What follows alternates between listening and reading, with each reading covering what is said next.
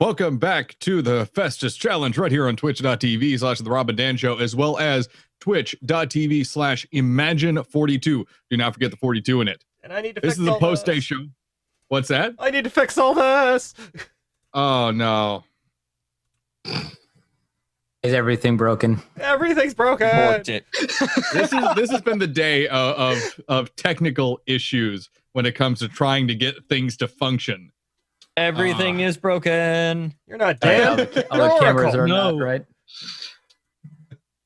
We'll be getting things in frame here as Rob works quite diligently and quite quickly on getting them lined up. We're still counting the numbers and getting a final set of results for Hephaestus Challenge. All games are done. We have our numbers in. We're all season's done with. Oh, and today was a day of what is going on. Yeah. And I say. Now, the first thing I gotta ask you guys. Don't even start that. the first thing I have to ask you, imagine you guys had the first game today over on your stream. Cake versus BFS. 5-4 in BFS's favor. BFS has not had success this season, but they 5-4'd Cake. What happened? Yeah. And the crazy thing is it was 5-2 or 4-2. Yeah. Now, I feel like a lot of what went wrong with Cake is the same thing that we've actually seen happen with Overwatch this season, is that they bring ships and they can do okay with it, but they don't have that killing potential, that full-on killing power. They took a Watch a Fish and a Carronade Flamer Pyro. Yeah.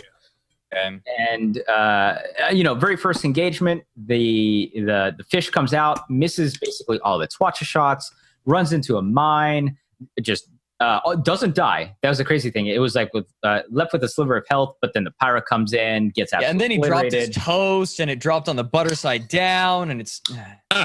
God damn it, Ford.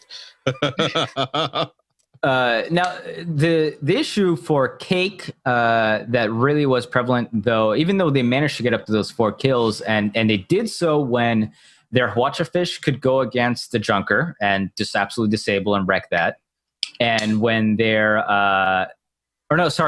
it's when their Pyra that had a Gatling Carronade could go against the Junker and just pop the balloon on Duel at Dawn. And when their Pyra, or so their Watcher Fish was going against the enemy Pyra.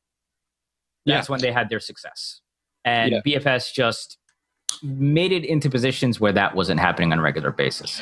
Yeah, it seemed that when he would pair up to have a good scrap, it'd always be the 2 Pyros fighting each other, and that would just be a luck of the draw. Who could get on top of who first? Who could burst whose balloon first?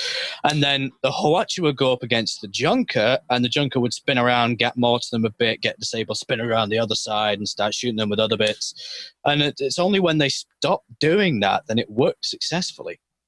And unfortunately, what happened is so Cake was up 4-2. And keep in mind here, Cake needed to win this. If they had any chance of getting in the gold, they needed to win this, and then they needed Sky Invading Rhinos to lose their match. Like, it was just this weird, like, rock, paper, scissors thing going on between these 3.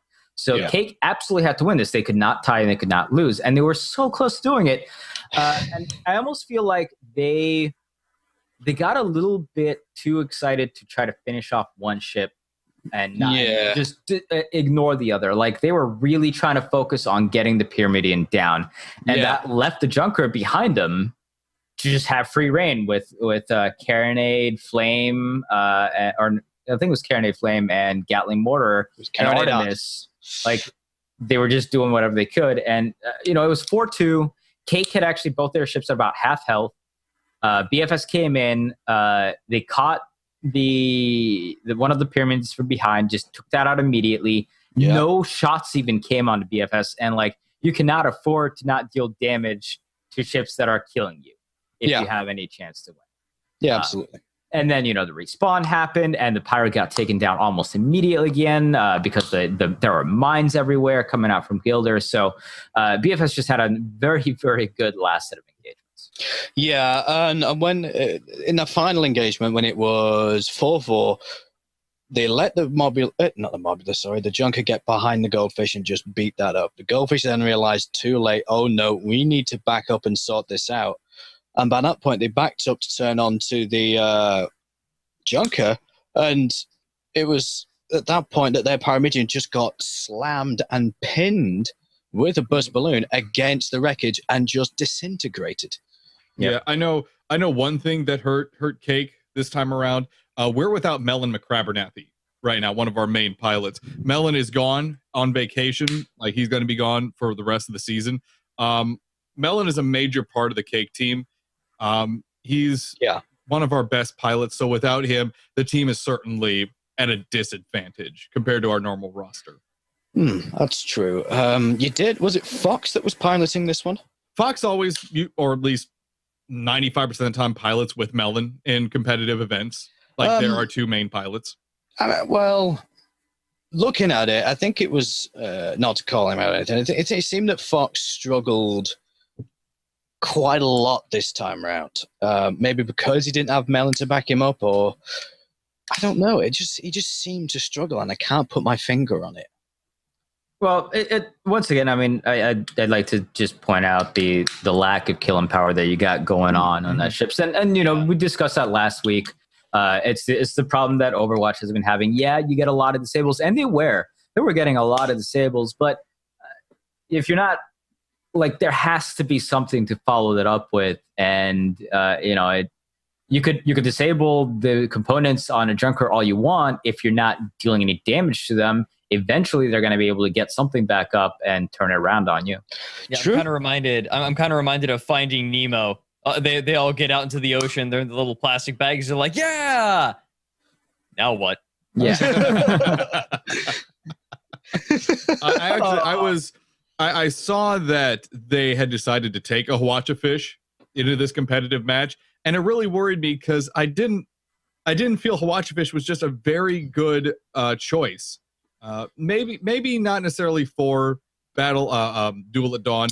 I would have much preferred to see a blender fish in place. I think that would work a lot better, especially against that junker, because you can just grind out that balloon repeatedly. It's so easy to hit. You start chip damaging that hull, it's grinding against the ground. Really, a junker doesn't have a lot of great options against a blender fish. So I think it would have been a much better choice for them. Yeah. Go on. I was just gonna say. I mean, that's why the pirate, I believe, took the flamer Carol. Now I've seen them do that multiple times this season so far, so it might just be their default loadout. But it when they got that matchup, when they got their Pyramidion versus the junker, they did extremely well. It's just it devolved into the series of 1v1s, which we see all too often, where their pyro is going against the enemy pyro, and the two were just shooting carronades at each other, and like with the two fronts facing. And like, like nothing happens when you have a single light carronade shooting in the face of a Pyramidion. Like, there's just very little actually takes place there. Yeah, and so like nothing goes on in that entire time. When they could get their Pyramidion onto the junker, they absolutely wrecked them. Like, they get the balloon down easily. They just pounce and just actually ram into the ground, ram into the side, wherever they can. It's just they were not able to get that matchup. And so I can see the Watcher being brought if that was the idea. You could bring a carronade again, or heavy carronade against the junker if you really want. But if you got the light carronade pyro, you can also deal with that well enough. So, you know, I see the idea behind it, but once again, you're really needed to get the correct matchup for you at that point, and on top of that, have to have the terrain do your damage, do your dirty work for you, and that just didn't happen. Mm-hmm. It seems to me that Cake brought ships that were designed for a 2v1. Those two versus somebody else. And that's not the case on a 2v2 game. That Carronade Flamer Pyramidion could have easily disabled a ship to the point of its grounded and armor broke, and then a Hwacha burst came in, would have been perfect to finish it off. But that would never be the case unless something goes seriously wrong for the other team. Yeah, I never liked builds that assume the best. Yeah, I like builds that are flexible. I mean, Guns of Icarus is one of those games where a million things can go wrong. as we've seen. Ready for those contingencies, and if you have a ship that needs everything to go like flawlessly, or you have a pair of ships that need things to go flawlessly, then it fails. The most extreme example being like double Merc forward Pyrrha and Flackfish or something like that. Yeah, absolutely. Yeah, again, I would have much rather seen a blender fish. I think that heavy carronades a lot more flexible than the Huacha. The reload time is a major issue as well, in my opinion, and I don't think a lot of teams have figured out how to overcome it. Well, I think part of it is that I agree with you for another reason. I do believe that in a pinch, the Hellhound's blender fish can be a kill ship. Its its killing potential isn't anything like Hades Echidna or anything like that, but it absolutely can ground out ships. It can destroy armor if it gets the better of another ship, which isn't difficult to do with a blender fish. Yeah. I feel like, I just agree with you on a lot of points. It would have kept the disabling power that Cake really wants, but it would have given them kill potential. Charged rounds in I agree. Broken Balloon are absolutely stellar. That does so much damage. Yeah, no, surprising. I definitely. My point is, I see the thought process behind taking that set of loadouts, and it almost. I mean, look, it was a 5-4. It was a 5-4-2 at one point for Cake.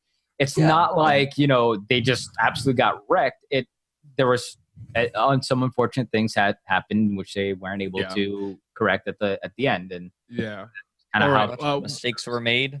Let's go over the next matchup really quick before getting to the silver brackets. We do have them available. Really quick here, Riders versus Glowwater Thralls. Glowwater Thralls did not have nearly their full roster available today, and it really showed. Riders absolutely took them to class over consistency and mechanics. Just like what happened with HRA versus Rider earlier on in the season. If you can't bring your full roster to these extremely close matches, you're going to be at a massive disadvantage in the first place before you even walk in. Yeah, absolutely. Yep. Now, thankfully for them, it was really all it was determined was seeding in the gold playoffs, and I'm sure the Glowwater Thralls would have loved to have that number one spot and loved to go undefeated in the entire season.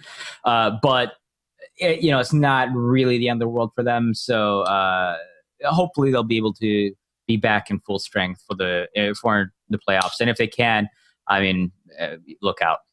Yeah. There's not much more to say about that match, unfortunately. Again, it was a pretty clean 5-0. Yep. I think Riders. I think there's one thing. There's one thing I would like to point out. We really have not talked about the Riders very much at all during this tournament. Like in the past 8 weeks, we've brought the Riders out like maybe twice, and I think that's unfair to them. It's they don't do anything terribly fancy, but they're just really solid. Like they play really well, and I mean, the fact that we don't bring them up at all is kind of a testament to that, because we kind of expect them to do well. It's just like the Riders, all right, they're going to play solid, and I'm interested to see if their sort of regimented solid play can go up against HRA. That's what I'm curious about. That. Yeah, well, I mean they'll have to get to the finals in order to face HRA, because HRA is going to be on the other side of the bracket.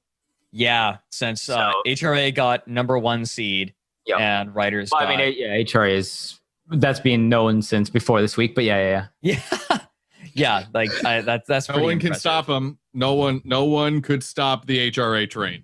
Nope. So no one expects the Holy Inquisition. But yeah, I mean, look, if the finals is HRA versus Riders, that's a matchup I would love to see. That's going to be very exciting. Again, both teams are extremely disciplined. Ryder has shown that their mechanics and the fact that they bring the exact same people every single week is very difficult to deal with. Both teams, again, consistent, make very few mistakes when they have their people available. It's a tough combination. Many times we see these matches breaking down to the team that makes the least mistakes is the one that is going to get the win. It's not how many times you take advantage of the enemy. It's how little mistakes you actually make. Yeah, absolutely. Well, you brought something up. Crap. What was I going to say? Crap. You brought something up, but I have no idea. Come back to me in a minute. Okay, so we have the silver playoff brackets. Silver playoff brackets are available to you. Right. I remember. Oh dear. I remember. one of the things you pointed out was the writers have the same crew every week. Every week. Pretty much, yeah. They're dedicated. And I think that is a big part of it. Because we've seen teams like, swap people out. I mean, hell, the Mad Hatters have been swapping captains. They've swapped them out twice. And the writers in the Holy Roman Army, like, what do they have in common? Well, they're an island of consistency in a sea of like ever shifting teams. And a sea of always weird builds and loadouts. They are. This has been the competition of weird stuff strapped to a ship.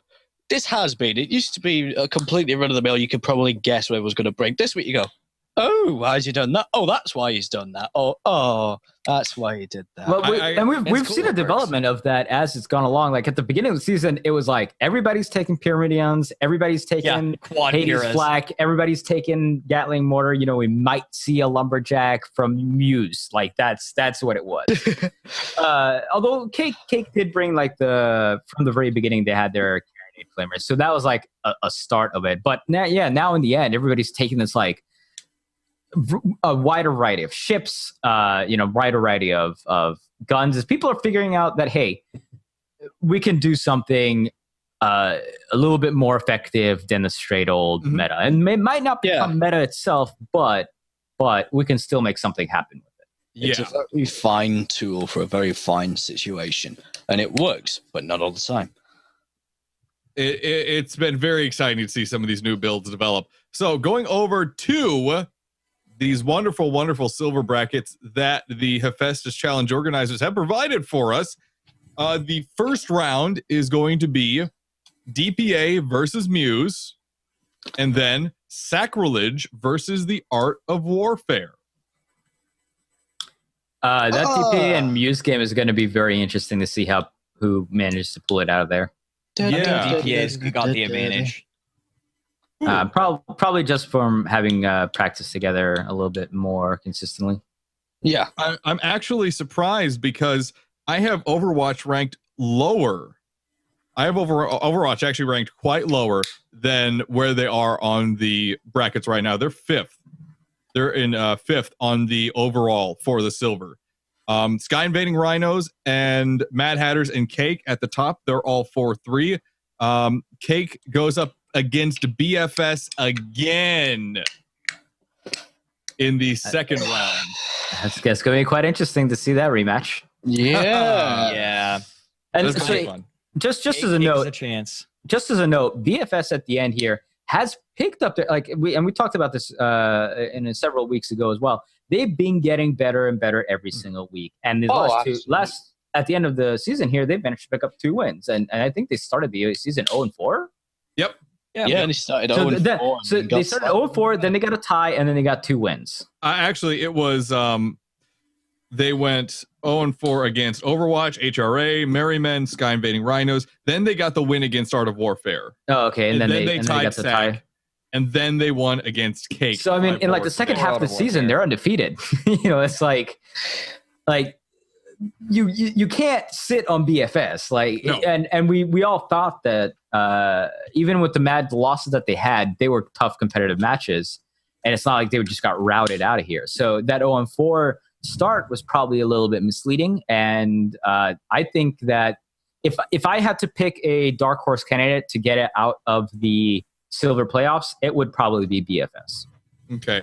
We also have a clash of Titans, or old school Titans rather. Clamor versus Overwatch, 2 teams that have really kind of struggled here.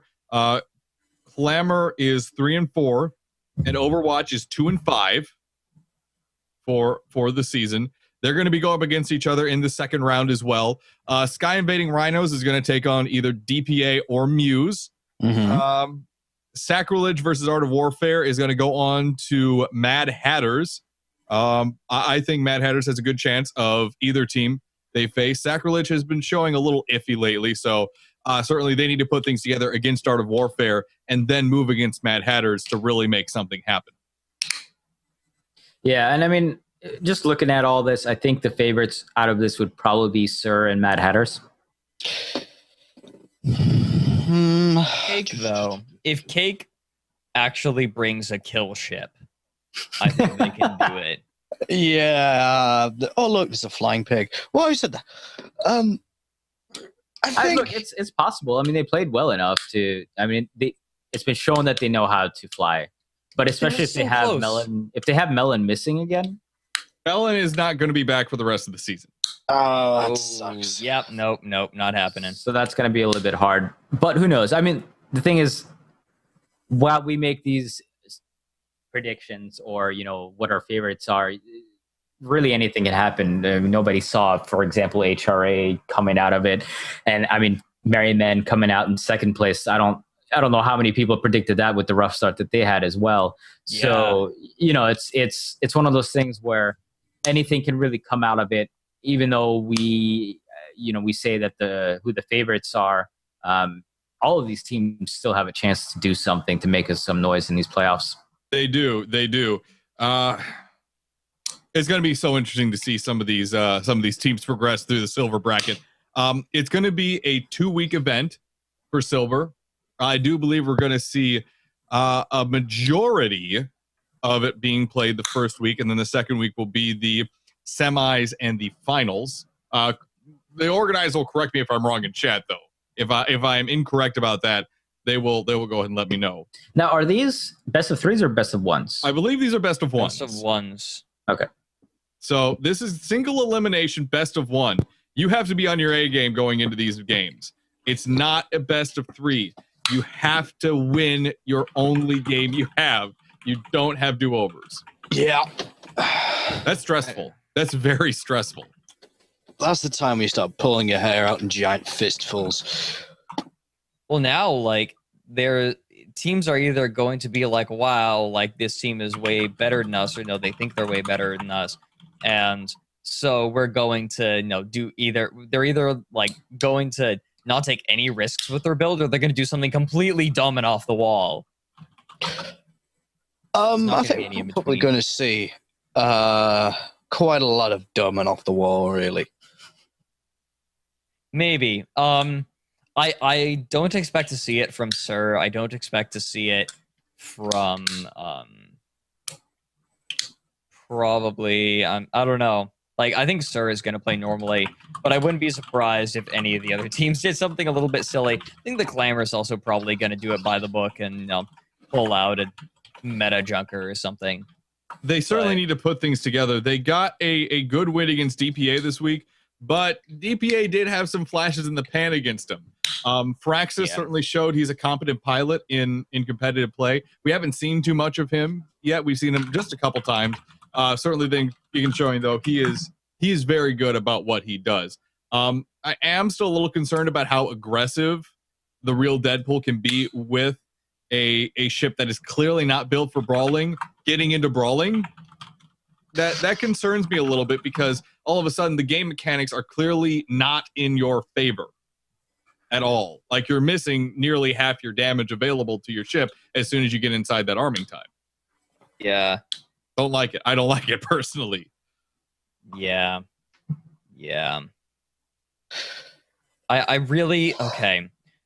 If Overwatch wants to do something, they gotta nix that Gatling Carronade. Mm-hmm. Like, the Bupicorn it's like, it worked against the Musosaurs because the Musosaurs let it happen. There's no way that the Clamor is going to let that happen.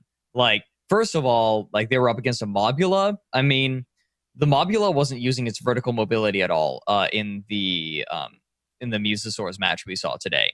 Like, it just wasn't there. Like, they were just backing up, which is exactly what that Pyramidion wants. Ideally, it charges, and actually, that happened once. Like, I didn't get that. Like, the Mobula charged and tried to ram this Pyramidion. It's like, Mm-hmm.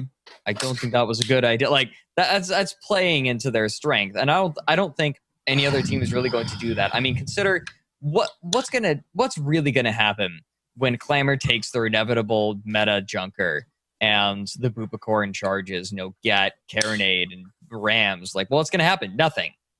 Like, they can't disable. Like, they're not going to disable the engines. They're not going to. And so they're just going to turn the Gat mortar side and be superior. Yeah, we have seen, to allude to it, one of the later games on today, we have seen that the Bupicorn variant ship used to effect, but it's very specialized. You need something that's weak against ramming, that's easy to disable, not something like a Pyramidion or a Junker, which can just beat you to death with your own shoes. Yeah, Jub is saying in chat, like, Caro Gap Hero is a perfectly viable loadout. It depends on what you pair it with and how you use it. The problem isn't pairing it with an ally. The problem is, what are you fighting against the target? It's not who's your ally, it's who's your target. And most of the time, your target is like either going to be a ship that doesn't allow it, or it's going to be a ship that allows it with a loadout that doesn't allow it. Yeah, potentially. Like my first thought is like Mobula, pretty vulnerable. Okay, Mercury double Artemis is going to rip that apart. Yeah, or you can think Mobula itself is going to be pretty vulnerable to, say, a Bupicorn build. So what's the mob you're going to bring to counter you? Mines. You're not going to be charging very far forward when you've been spun off into a wall. The point I'm trying to make is a lot of these teams down in the silver bracket aren't necessarily here for the way they play. They're here for the builds that they take and the strategies they're trying to sort of force to work and aren't working. I mean, I think so. I'm kind of calling these teams out, and I'm only marginally sorry for this. But Overwatch, they're down here because of that. I think that I'm trying to Cake is down here because of that. We saw that today. I'm trying to think Sky Invading Rhinos isn't as much. But those two, let's see, those two are the big ones. What has Art of Warfare been running? I'm trying to remember because they're over on your they've been side. Inconsistent. Yeah, they've been on a lot of different stuff. Yeah, Okay. they're still. I think Art of Warfare is still trying to figure out their identity and their consistent roster. It sounds like they've had a little bit of trouble making sure they're bringing the same people every single week. So once that identity is nailed down, and once that roster is a little more nailed down, I feel like we're then going to see their style start to evolve and develop. Okay, I think Musosaurs are down here because of their builds as well. We saw that today. We had really kind of awkward ship pairing that I didn't like at all. I mean, you had disable and kill, but the range, the ranges were okay, but the way that they played together was really funky. Yeah, I didn't like the combination of that strange medium range Mobula build and Lumberjack Fish. I liked the Lumberfish. I really did. I enjoyed the Lumberfish. Lumberfish is great. Them. Lumberfish is great. There's absolutely nothing wrong with the Lumberfish. Queso's Mobula felt a little confused.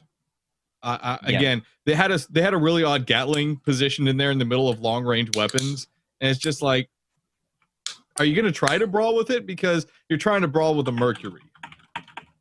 Yeah, it's kind of funny. The Musosaurs were using Hades. Oh yeah, that was a Hades on there, not a Okay, well that does make a little more sense. I can't really comment on that. Sky Invading Rhinos versus Merrymen. Imagine, I know you're gonna have thoughts on that. Your Merrymen end up 4-3, or I'm sorry, not 4-3, 5-2 for the regular season. They have a really solid showing against Sky Invading Rhinos, almost surprisingly strong. So there's some unfortunate stuff that happened, and from what I understand, the admins are definitely working on it and trying to get those rulings set out.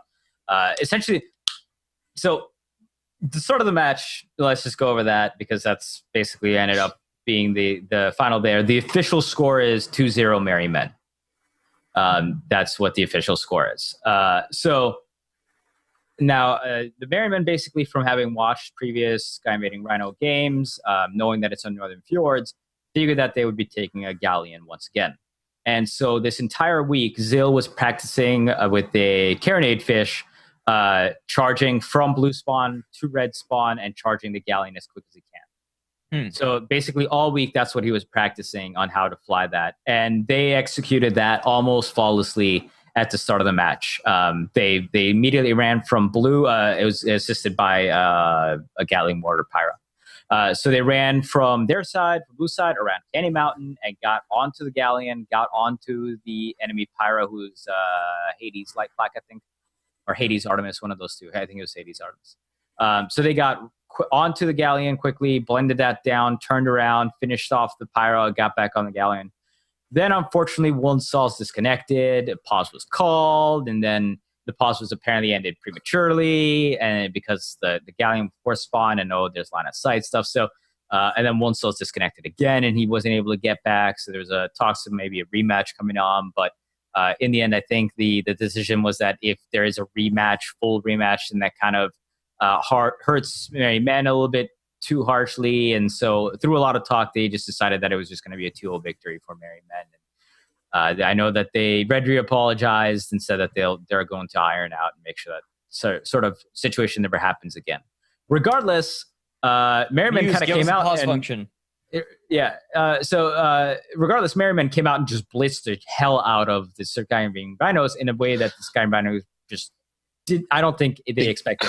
I expected it. And I told Morty to expect it because I told him what was going on. You told me to expect it. I never sat there and thought, what the Jesus God in heaven is happening here? This is like bullying children on a playground. So the thing is, like, even if One Sauce hadn't disconnected, they were consistently getting ships down. And I think it would have gone into a very hard meat grind type of situation, even though Northern Fjords has a lot of space to spawn in, and you could get away for a little bit. Zill was just going after it. Like he was when I was playing with him, because I was helping him practice this stuff. Like he had all 3 crew members repairing engines because that's how hard he was pushing to run for. Wow. Now, and I will say that I think all this season, Merry Men have gone fairly under the radar because of the rise of HRA, because Cake was doing so well, and the fact that they didn't start out really strong. They really had some struggles those first few weeks. Yep. And then eventually, they just started pulling things together. They started practicing a little more, and suddenly they started winning. And suddenly they were in a position where if Cake loses and they win, they can get in. And then, the match versus Cake. It seems like at the start it's going to be going Cake's way, and suddenly lose. And so it's been a very good run here for the Merry Men at the end, being able to put together some good matches, being able to get results going in their favor, and in the end they take a gold spot. And like they're not a team that anybody I think expected to come out and get a second spot in the Anvil division, the way that everything started off. Well, I think they suffer from the same thing that we mentioned before as Afflicting Rider. It's they were always going to do well. How well was up to anybody's guess and up to simple hard work and practice. But you had, I could put it, the wild cards show up quicker. You had the likes of Cake to show up and folks go, what, why are they doing that? And it kind of just overshadowed everybody else. Yeah, that's true. I will say that Merry Men has not faced the likes of Riders or Glowwater Thralls yet. They did fight against HRA, and they got 5-0'd right at the beginning of the season. Was that more shaking off the dust and rust, though? It could have been, but also HRA has done that against basically every team. So, it's not, it's not like, can you really say that that's new? And, with the gold playoffs being best of 3, that changes the dynamic of how that set of playoffs is going to go, because it's so much different going in a best of 3 versus best of 1. Anything can happen in the best of 1. The better team will win in a best of 3. Yeah. Looking at some of the other games that happened here, Overwatch, convincing win over Muse, 5-2. Certainly, they had some build issues, as we discussed earlier, but they definitely had control over the match as it progressed forward. Mad Hatters, Oracle, I don't know if you want to talk too much about that. They get another convincing win over Art of Warfare, 5-0. The latter half of the season for Mad Hatters really has been a story of them stepping their game up here. Any thoughts on that? I think they've done impressively for swapping captains twice. Like, wow. How do you come back from that? That's hell. Like, yeah, it's very difficult. There's very few teams you see have a lot of captains you can come in and do well. I do agree. yeah, and I attribute that to the rather impressive gunning that we've been seeing, and I attribute it to the I just attribute it to the crew. Like the crews are doing so well. Mr. Wildcard has been like getting progressively better as the season has been going on, and the crew can keep up, and the gunners can keep up with all these different strategies, and they perform phenomenally. I'm very impressed because the crews I don't think have had that many lineup changes. It's the captains that they've been struggling trying to find a captain. A Mad Hatter will in chat will hopefully correct me if I'm wrong. But still, like we've, I don't know. I think it's just their skill has gotten better. Like they're going into number 2 in the silver bracket. And whether Sacrilege or Art of Warfare wins, I'm confident that the Mad Hatters can, do pretty well against either one. Mm-hmm.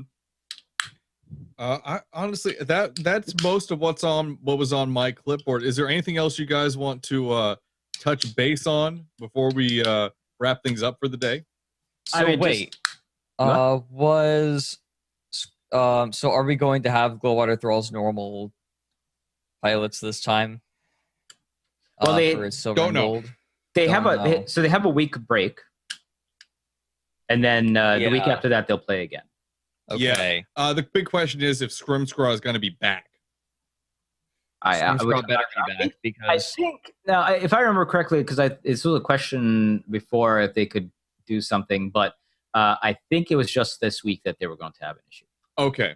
All right. okay, that's really okay. Because I was gonna say if this is the way it's gonna be for the rest of the tournament, the Glowwater Thralls are out. Like they were the favorites to win the tournament going into it, and they're out. But no, okay.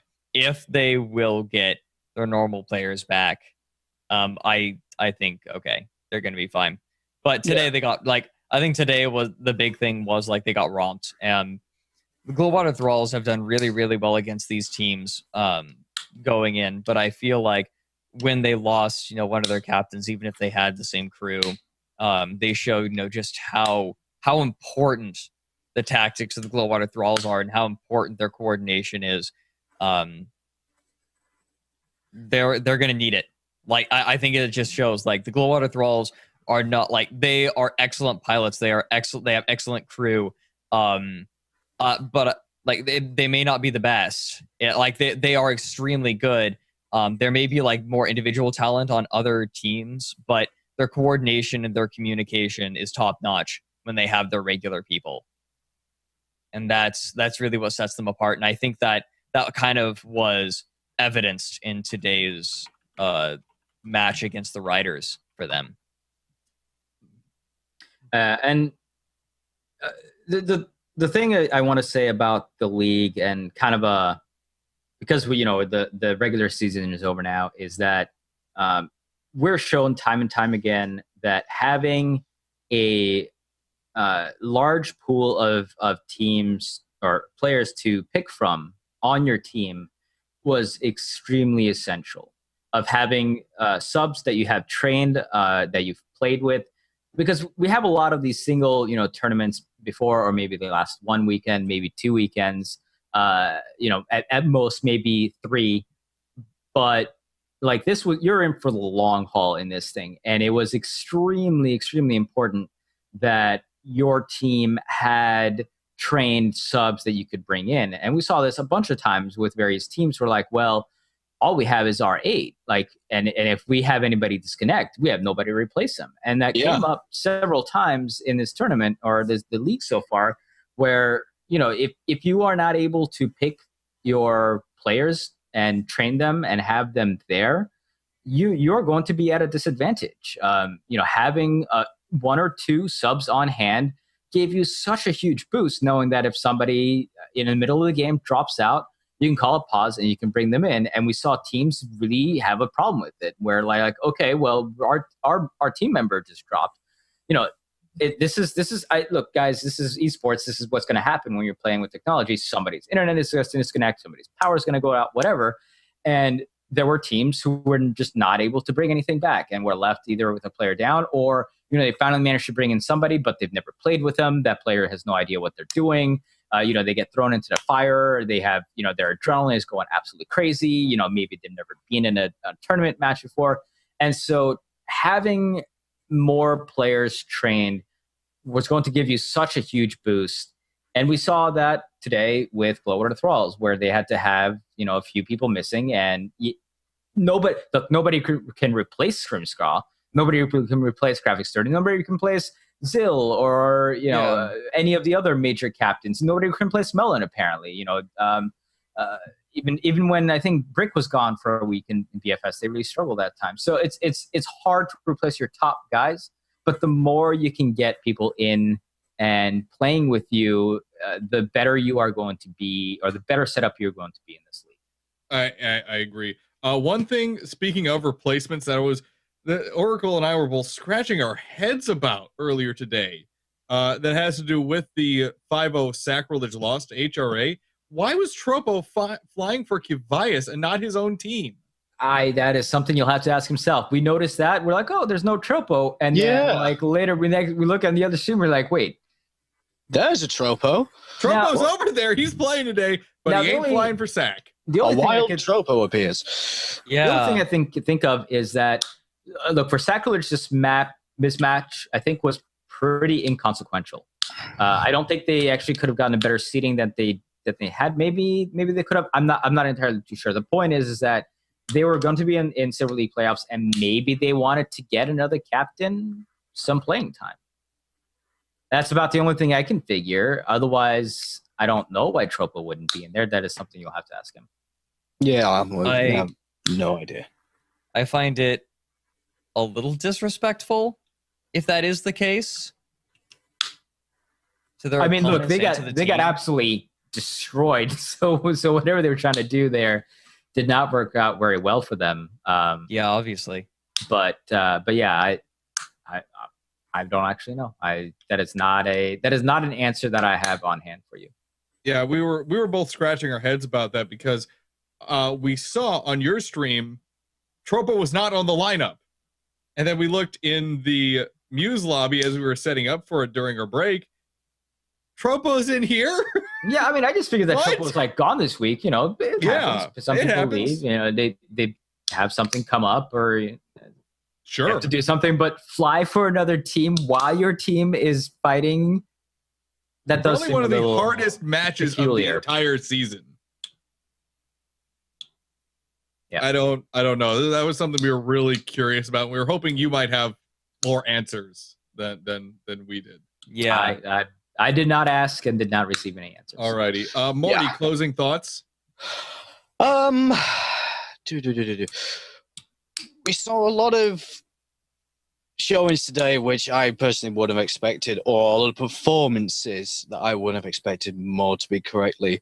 The absolute stomping of Sacrilege by HRA. I knew that there wasn't a great chance of Sacrilege coming out smelling of roses or being fantastic, but I didn't expect that. Didn't expect Cake to struggle as they did. Glowworth and Ryder. Well, I wasn't expecting it, but it doesn't surprise me as much. Overall, I think it was a week of pretty fairly balanced teams. Good matchups, good balanced teams, and a nice race to see who gets into Gold League. That was great. And who could come in top of Silver, even though you weren't going to get into Gold League. A lot of folks tried really hard and did really well. So it's fantastic. So overall, I think it was a good week. I'm very much looking forward to seeing how, especially Silver League goes. As me and Imagine mentioned before, we think that's just going to be the silliest thing on the planet. And we hope it will be anyway. Oracle? Oh, you get cut off, Morty? Was there something Morty, something else you wanted to say? No. I'm cracking my throat, actually. Go ahead. Yeah. But Oracle? It's all you, Oracle. Okay, he said but and then just stopped saying things. That wasn't me. What?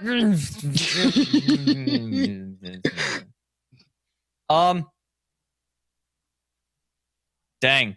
I don't really have that much to say. other than, dear God, teams, think about your builds.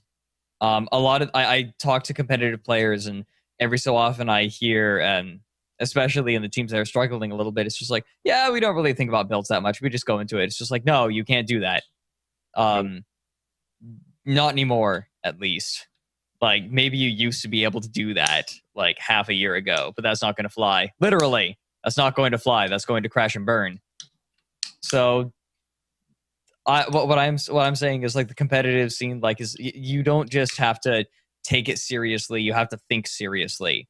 And I think that the teams that are doing really well are thinking about that. They're thinking about what they play well. They're thinking about, the ship loadouts for the map, and they're thinking about their enemies and who they're going to be fighting, and changing the loadouts accordingly. Also, MLG. Yeah. I'd be remiss if I didn't mention that. Holy crap, that's awesome. This is the tournament season that really helped push the entire community forward. And it's you guys, you folks out there that made it possible. It's you guys are on that side of things.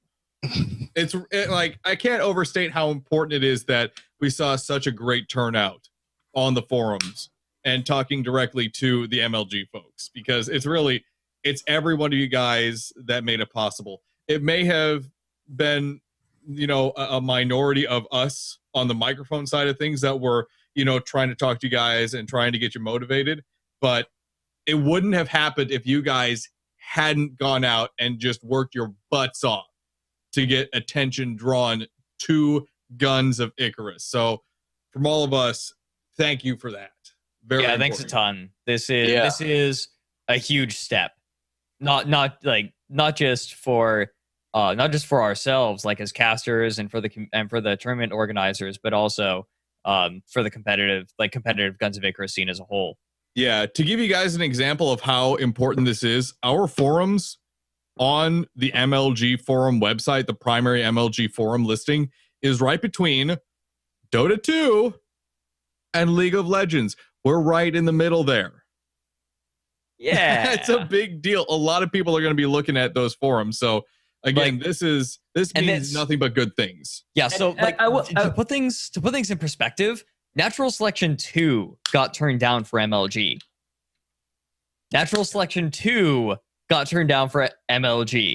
And I will say that good on Muse, because so the way that it actually happened is the arena manager bought Guns of Icarus, tried it out, and said, damn, this game is fun. This game is excellent. We need to put this on the racket. Actually, as far as I know, a community member gifted it to him. Okay, look, that's fine too. The point is, he came in and he played it. Guns of Icarus. And I was like, hey, this is actually so much fun and so unique that we need to get this on our list. And so not only is it, congratulations to the community for making it happen. I mean, there were enough people registering accounts to where somebody was like, hey, can this one person stop making new accounts and just spamming our forums? No, it's actually like so many Those people are all making new unique accounts. IPs. Yeah, and making unique accounts and placing unique things that, the people were confused. And on the top of it, for Muse making a game that was so different and so enjoyable that the MLG arena manager said, yeah, we got to get this on our bracket. We want this over with us. So that's it's really important. So thank you all so much for being a part of that. And as I said earlier, sorry, just on my stream, look, if you're a team, go make your name, because if nothing, I don't care if you don't want to participate in it, just go make your team, because first, it's free. Second of all, you don't want somebody else stealing your team name, if for no other reason than to, keep it under your control. So many teams go make a team if nothing else, and if you can decide later on if you want to do anything with it, but just make it. If nothing else. So many teams have already registered their names over on their website. It's so important because that information is tracked, and we have the opportunity in the future to use that information and the track data from each team and from competitive matches that are played through MLG to make a season finals. Like, we could have an entire week of season finals in December to decide, who was the 2014 champion of Guns of Icarus. If we wanted to do that, we could, however we want to do it. To be completely honest, it doesn't really matter. We can set it up however we want. We have a lot of control over the situation, which is just another reason. Go sign up! Yeah. Right now. Yes, boss. Sorry, I had to yell. As for my personal thoughts, this has been one of the best tournaments I've seen yet when it comes to organization and competitive play and teams really throwing their hearts into this. Can't say enough again about the teams that have competed. HRA especially, I think, has surprised everyone in this situation. They've done such a good job.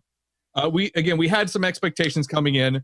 A lot of those expectations were broken. No one thought Cake was going to do as well as they did. No one thought HRA was going to make such a huge name for themselves.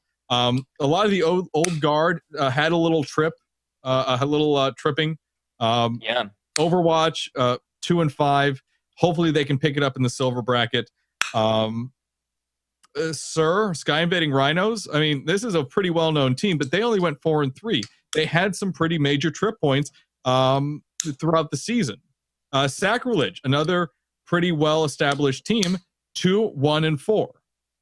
They did not do that well. So I think we had a lot of expectations. Some of those expectations were confirmed. Some of those expectations, though, were pretty well destroyed. So I love seeing that.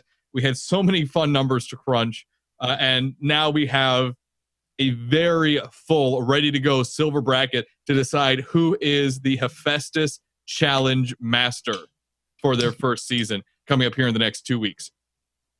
Yeah, it's gonna be so much. Yeah, like Hephaestus is gonna descend down and he's gonna bestow like magical armor upon the victors. And I don't know. That'd be fun. that'd be fun. By the way, maybe folks, not that far. By the way, folks, it looks like it is going to be a single day for each set of brackets. We're going to have next Saturday for the Silver League, and the Saturday after that for Gold League. And Silver League is best of ones, and Gold League will be best of threes, as far as I understand it. So yes. So for all of the wonderful participants that have been involved, players, teams, etc., for the referees, organizers that have worked so hard for this tournament, the regular season is over, folks. We go to the postseason for the next 2 weeks and then close out the very first season of the Hephaestus Challenge. For Oracle at twitch.tv/4thOracle, Imagine at twitch.tv/Imagine42, and for Morty and Rob, I have been Dan. Thank you for joining us here at robanddan.tv/live. Have a good night, and we will see you next week for the silver bracket of the Hephaestus Challenge.